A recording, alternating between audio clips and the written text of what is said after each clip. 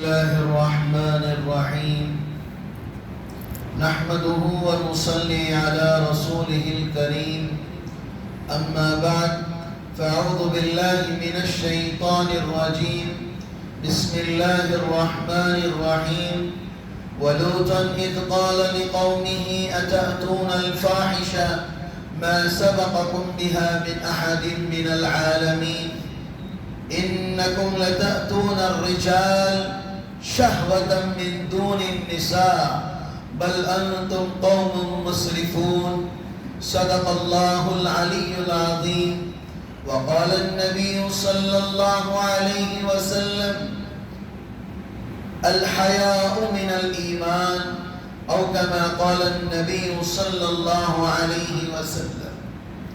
محترم عزیز بزرگوں اور دوستوں، اللہ رب العزت کا بڑا ہی کرم اور احسان ہے کہ رب کریم نے مجھے اور آپ کو ایمان کی دولت سے مالا مال فرمایا، اور ساتھ ہی ساتھ رب کریم نے مجھے اور آپ کو جناب محمد الرسول اللہ صلی اللہ علیہ وسلم کی امت میں پیدا فرمایا۔ اللہ کا بڑا ہی کرم ہے۔ اب غرض کل تو میں نے آپ حضرات کو کہہ دیا تھا کہ حضرت یوسف علیہ السلام کا قصہ بیان کروں گا، لیکن اگر حضرت ابراہیم علیہ السلام کے بعد، حضرت اسماعیل علیہ السلام کے بعد اگر کوئی نبی آئے تو حضرت لوط علیہ السلام۔ حضرت لوط علیہ السلام کون ہیں؟ حضرت ابراہیم علیہ السلام کے بھتیجے۔ حضرت ابراہیم علیہ السلام، میں نے کہا تھا جب حضرت ابراہیم علیہ السلام کو مصر کے اندر جو واقعہ پیش آیا تھا اس بادشاہ کا، جو ان کی بیوی کے ساتھ حضرت سارہ کے ساتھ غلط کرنے کی حرکت کیا تھا بادشاہ نے، اور بادشاہ پر اللہ کی طرف سے کیا عذاب مسلط ہوا، یقیناً آپ حضرات نے سنا ہے۔ میں نے اس وقت کہا کہ ایک نبی بھی تھے جو بھتیجے کی شکل میں وہاں حضرت ابراہیم علیہ السلام کے ساتھ سفر کیے تھے، ہجرت کیے تھے، وہ حضرت لوط علیہ السلام ہے۔ میں نے قرآن کی آیت پڑھی، ذرا غور سے سنیں، یاد کرو حضرت لوط علیہ السلام کا واقعہ، جب اس نے اپنی قوم سے کہا کہ کیا تم اب ایسے فحش کام میں مشغول ہو گئے جس کو دنیا میں تم سے پہلے کسی نے نہیں کیا؟ بلا شبہ تم کو عورتوں کے بجائے تم اپنی خواہشات کو مردوں سے پوری کرتے ہو، یقیناً تم حد سے زیادہ آگے بڑھ جانے والے ہو، اللہ تعالیٰ تمہارے اوپر بہت زیادہ نگہبان ہے۔ یہ آیت اس لیے میں نے عموماً بیان کر دیا، حضرت لوط علیہ السلام ایک قوم کے لیے، ایک علاقے کے لیے نبی بنا کر بھیجے گئے۔ حضرت لوط علیہ السلام کے علاقے کے اندر ایک بہت غلیظ بیماری تھی۔ وہ کیا بیماری تھی؟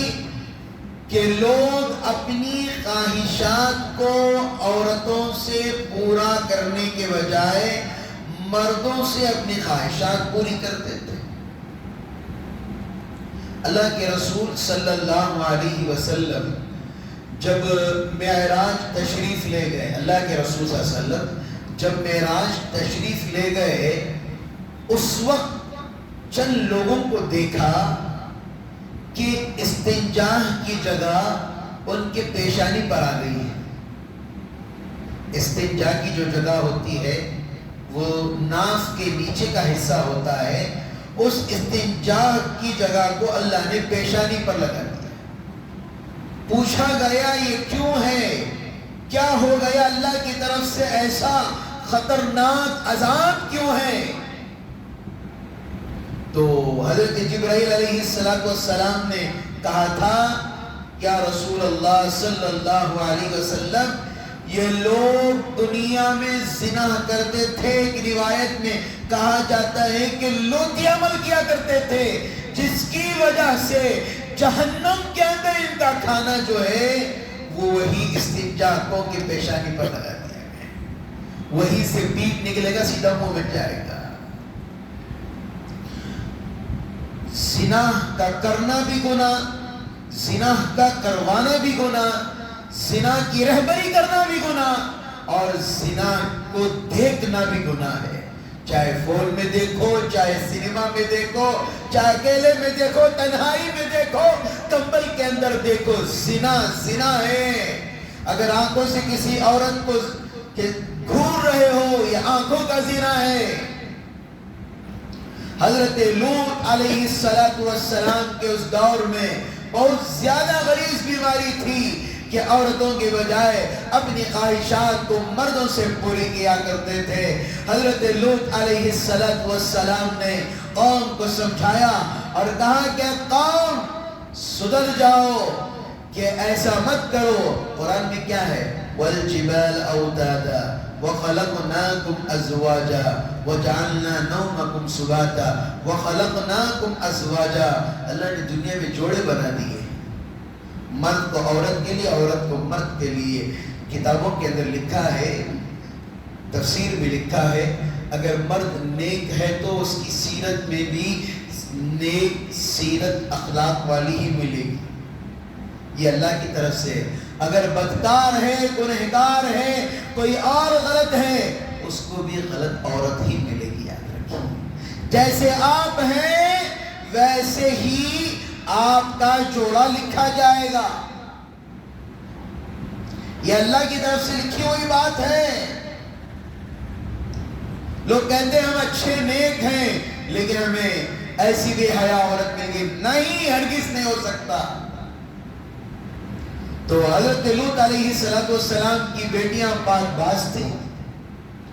حضرت لوط علیہ السلام قوم کو سمجھاتے تھے اور کہتے تھے باز آ جاؤ، سمجھ جاؤ، لیکن نبی کی بیوی حضرت لوط علیہ السلام کی جو بیوی تھی وہ قوم کے ساتھ ملی ہوئی تھی۔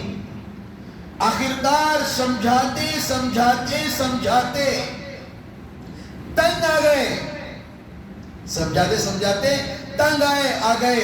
قوم نے کہا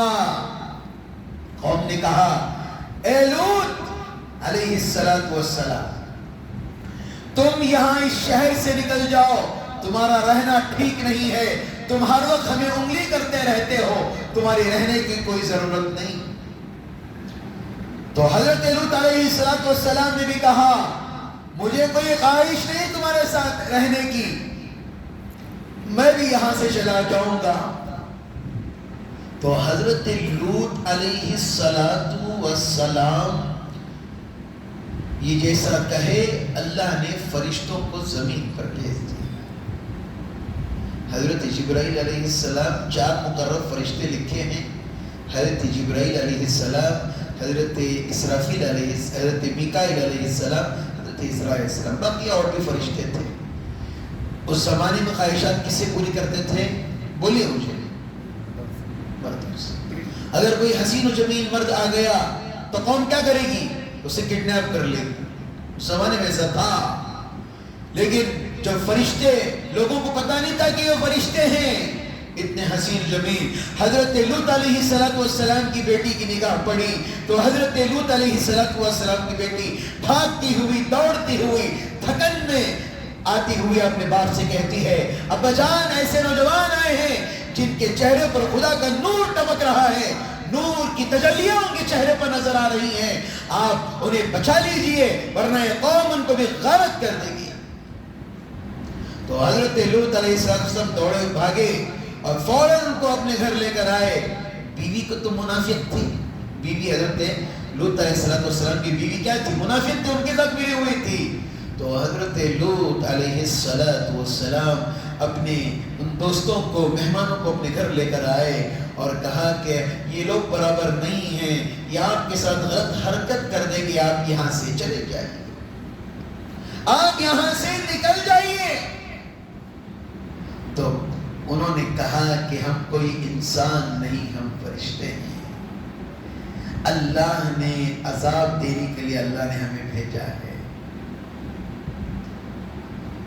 یقین مانیے حضرت لوط علیہ السلام اور ان کی بیٹیاں اور ان کے جو ماننے والے تھے، خدا کا حکم ہوا وہ پیچھے کے دروازے سے نکل گئے۔ یہاں سے ان کا نکلنا، بیوی نے جا کر کہا قوم سے اے قوم، ایک خوبصورت نوجوان آئے ہوئے ہیں، جاؤ ان کے ساتھ غلط کام کرو۔ بیوی نے ایسا کہا ہی تھا اور اپنے شوہر کے پیچھے بھاگی، اللہ کا عذاب آیا، وہ اپنے شوہر کے ساتھ جا نہیں پائی، وہ یوں ہی پیچھے ہو گئی قوم کے ساتھ۔ یاد رکھیے نبی ہیں، نبی کی بیوی کیا نکل گئی؟ خدا کی نافرمان نکل گئی، یہ اللہ کی طرف سے ہے۔ حضور صلی اللہ علیہ وسلم کے چچا، اتنی دوزخ میں سب سے ہلکا عذاب حضور صلی اللہ علیہ وسلم کے چچا کو ابو طالب جہنم کے جوتے میں نہیں کیا، جس کی وجہ سے سر کی کھوپڑی نکل جائے گی، ہانڈی کی طرح وہ سر کھولتا ہوا ہوگا۔ تو اس کے بعد جیسے ہی نکلے، انہوں نے دروازہ توڑا، ان کے چہرے ناپاک جانور کی طرح اور گدھے اور بندروں کی طرح ان کے چہرے ہو گئے، ان کے چہروں پر اللہ کی لعنت آ گئی۔ ایک فرشتے نے ایسی چیخ ماری جس کی وجہ سے کتابوں کے اندر لکھا ہے، چیخ مارنے کی وجہ سے یہ زمینوں پر گر گئے، یوں ہی مر گئے، الٹے منہ مر گئے۔ اس کے بعد اللہ نے حضرت جبرائیل علیہ السلام کو حکم دیا، اس بستی کو اٹھاؤ، 7 آسمانوں پر لے کر جاؤ اور اسے الٹا کرو اور زمین پر پھینک دو، یہی ان کا عذاب ہے۔ حضور صلی اللہ علیہ وسلم صحابہ کی 1400 سال پہلے نبی کریم صلی اللہ علیہ وسلم راستے سے گزر رہے تھے، وہ بستیاں آج بھی موجود ہیں، قوم سمود، قوم عاد، یہ جو بستیاں جو اللہ کے عذاب کو للکاری تھی، قوم صالح کے قوم والے جو للکارے تھے اللہ کے عذاب کو، وہ بستیاں آج بھی ہیں۔ اس کے بعد اللہ کے رسول صلی اللہ علیہ وسلم جا رہے تھے تو پتہ چلا کہ قوم لوط کی بستی ہے، اللہ کی طرف سے عذاب آیا تھا۔ اور ایک روایت میں لکھا ہے اس وقت صحابہ کے پاس پانی نہیں تھا، پانی لے لیے تھے صحابہ، تو حضور کریم صلی اللہ علیہ وسلم نے فرمایا پانی کو یہیں پر پھینک دو، اپنے گھوڑوں کو اس طرح یہاں سے دوڑاؤ جس طرح ہوا تیزی سے چلتی ہے۔ اس جگہ پر سے اللہ کے رسول صلی اللہ علیہ وسلم ڈر رہے تھے تاکہ اللہ کا عذاب ہم پر نہ آ جائے۔ اس دنیا میں کیا نہیں ہو رہا ہے، آج ہماری بچیاں محفوظ نہیں، آج ہمارے نوجوان محفوظ نہیں، راتوں میں کیا کیا حرام کام ہو رہے ہیں فونوں میں، ماں باپ کو پتا نہیں۔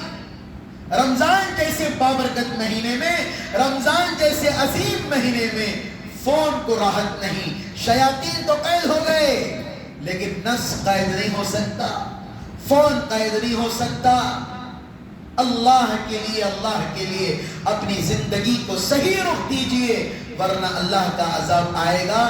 میں نے فجر میں ایک حدیث پڑھی، جو نیک لوگ ہوتے ہیں برائی دیکھتے ہوئے بھی برائی نہیں بولتے، ایو نکوما مجھے کسی کا لینا دینا نہیں، مجھے کسی سے کچھ نہیں۔ یاد رکھیے اللہ کا عذاب آئے گا تو اللہ تعالیٰ گنہگاروں کے دلوں جیسے نیکوں کے دلوں کو بھی بنا دے گا۔ جتنا ہو رہا ہے کہو، نہیں ہو رہا ہے تو خاموش ہو جاؤ۔ اللہ رب العزت سے دعا ہے اللہ تعالیٰ مجھے اور آپ کو ان کہی ہوئی باتوں پر اللہ عمل کی توفیق عطا فرمائے، اور حضرت یعقوب علیہ السلام، حضرت یوسف علیہ السلام کی والد محترم ہے، انشاءاللہ کل سے وہ بات کی جائے گی۔ اللہ تعالیٰ کہنے سننے سے زیادہ اللہ عمل کی توفیق عطا فرمائے۔ سبحان اللہ۔